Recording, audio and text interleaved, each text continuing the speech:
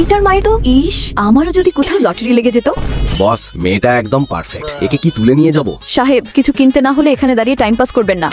এই নিন আপনার জন্য। এইসব করলে আমি দোকান আপনাকে দিয়ে দেবো, এটা ভাববেন না। ম্যাডামকে আরো টাকা দিয়ে দাও। এত টাকায় তো আমি পুরো দুনিয়া ঘুরে আসবো। একটু কাপড়েরও যদি ব্যবস্থা হতো তাহলে। একে তুলে নিয়ে চলো। ঠিক আছে স্যার, চলুন ম্যাডাম। এই, কোথায় নিয়ে যাচ্ছ? এই যে এইসব ড্রেস আমার লাগবে। ম্যাম, এগুলো খুব দামি ড্রেস।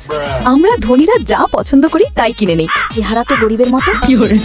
এখানে কোনো হাই ক্লাস শপ দেখছি না। এত বোঝা আমার দিয়ে আর ওঠানো যাচ্ছে না। এখান থেকে 2-3 ঝোলা কাপড় আরো নিয়ে নেই। স্যার, এখন কি মাথায় বোঝা নিয়ে ঘুরবো নাকি? বাধ্য, ঝামেলা সহ্য করতেই হবে। আচ্ছা, তো এদের জন্যই আমি এখানে এসেছি। দাদাজি, আমি রুদ্রজির হবু স্ত্রী। এখনো তো আমাদের বিয়ে হয়নি। ওহ, আপনার দাদাজির শরীর তো ভালোই উঠছে। এই উন্নতি কিভাবে হতে লাগলো রে? আমি তো শুধু অভিনয় করছিলাম, এখন তোমাদের বিয়ে দেখে তবেই আমি ওপরে যাব। ও খোদা, আমি তো এখানে অ্যাক্টিং করতে এসেছি। দাদাজি, এখন তো আমি ক্যারিয়ারে ফোকাস দিতে চাই। ততদিন আমি অপেক্ষা করব। চটপট গিয়ে একটু গোসল সেরে নি। আরে বাপ রে বাপ, ঠিক তখনই আমার পা পিছলে গেল। তারপর আমাদের সত্যিকারের বিয়ে হয়ে যায়।